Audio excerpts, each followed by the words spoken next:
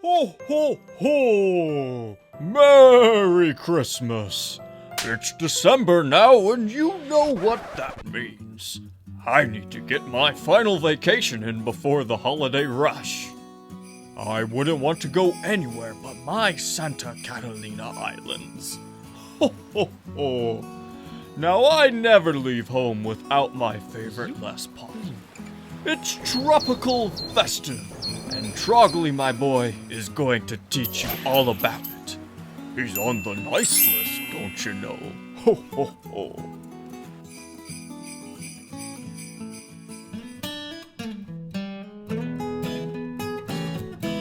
Welcome back, troglodytes, to the Trogly's Guitar Show. Today we have a 1997 Gibson Les Paul Catalina. This was one of the models that I featured at number 3 for my top 5 most influential Juskowitz era guitars. So just what exactly are these instruments? These are the very first chambered Les Paul. Now, you can argue that, yeah, they made a few of them in the 50s like that for Mary Ford, or that the Les Paul Bantam/Florentine models kind of came before these, but this is your first traditional looking Les Paul. It has your typical maple top with a mahogany back. These ones featured ebony fretboards with a mahogany neck. So they're kind of similar to a Heritage 80 Elite in that aspect, thanks to that ebony fretboard. They came in 4 exotic finishes. There's Riverside Red, which is this one, Canary Yellow, Cascade Green, which is more of a blue color, which ages to an interesting green hue. And then I didn't know this 4th one existed until I researched that top 5 video. Black Pearl was apparently introduced later on in the series, and it's basically a black one of these, except for it has a little bit of sparkle to it, kinda like charcoal metallic, except for it's a black color instead of a dark grayish green. I've always been kind of hesitant to purchase one of these because there's not a huge demand for these instruments. Mainly because they're not traditional. They've got this giant custom shop logo on the face of the headstock. The ebony fretboard might throw a few people off, and their finishes are very exotic. So unless one of those color options really speaks to you, most people, if they're looking for a guitar with similar specs, go for an Elegant that came out a year after these. Because those ones have beautifully flamed tops, multiple different finishes, some of which are more traditional, and most people just seem to prefer those guitars overall. So for me, the Catalina series, I would really love to document a Black Pearl and eventually a Cascade Green. That Canary Yellow one, I'm sure a lot of people would call it ugly, but I kind of like it from a collector's standpoint at the same time. Originally, these actually ship with a Pearloid pickguard, as well as a Pearloid truss rod cover. They look like this. These are the original ones. Somebody just thought this would look better with pure white, which honestly I would have to agree, because if you put the original one on, it kind of clashes with the pure whiteness of everything else, since these will age due to the UV lighting. It also originally would have had these black top hats on it instead of these really cool custom red and white knobs. Here you can see what this exact guitar looks like with modifications and stock. Let me know which version you prefer in the comments. Pickup wise, these come stock with 57 Classics, so they're a very nice sounding Les Paul. You have a Nashville style bridge with a regular tailpiece, and despite being chambered, this is still a pretty chunky Les Paul at a little over 9 pounds. So overall, I definitely view these more so as collector's instruments because they have tropical names and interesting finish choices, and they sure do look good when they're all stacked up next to each other. They're very nice playing and sounding guitars, so I do suggest them from that aspect, so they're perfect if you don't like figured tops. So now that we've learned a little bit more about the Les Paul Catalina, let's go ahead and hear how this one sounds.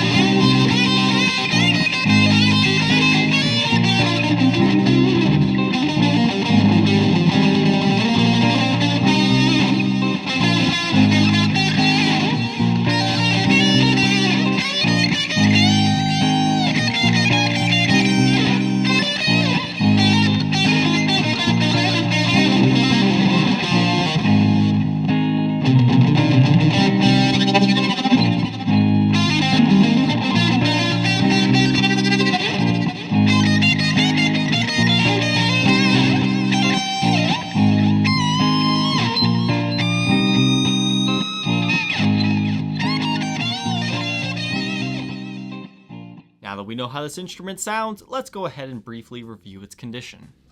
The face of the headstock has some very light scratches and your typical lacquer shrinking lines around the Gibson logos as well as the custom shop emblem. Truss rod works fine. Again, replace truss rod cover, original one is in the case. Ebony fretboard on this one is beautiful. Another reason why you might choose a Catalina over an Elegant is these have mother of pearl inlays instead of abalone. Abalone, it can be a little bit over the top for some people, and I think I prefer the more traditional look on these. Top of the guitar here, you can see you've got some scratches and just average play wear here. Something to note is there is a ding right there that has been touched up. We'll see that under the Blacklight. Again, your knobs and pickguard have been replaced, but the originals are included. 57 classic pickups, Nashville style bridge. Back of the headstock, serial number 791019, which makes this a 1997. These were actually first introduced in 96 though. Stock Grover tuners. Something that's very common on these finishes are these finish check lines will appear. You can see it's definitely present by these tuners, but for the most part this example is not in too bad of shape. Neck profile is definitely in 60s territory, but it's got a little bit more roundedness to it, so it doesn't feel like shredder thin or anything. So it's just a little bit below a medium neck profile in my opinion. The back of this one, you can see you've got like a stand rash mark or something like that. But besides that, just very light wear and tear to the back. All the electronics inside are original. I'll take a quick look around the sides as well. I do want to make mention that this bottom strap button, it's a little bit loose. I think it just needs a spacer to tighten up the fit. Other than that, things are looking good. I'll take a look under Blacklight here. Once again, you can see that touch-up that I was talking about. Everything else is glowing good on the top. Take a look at the back here.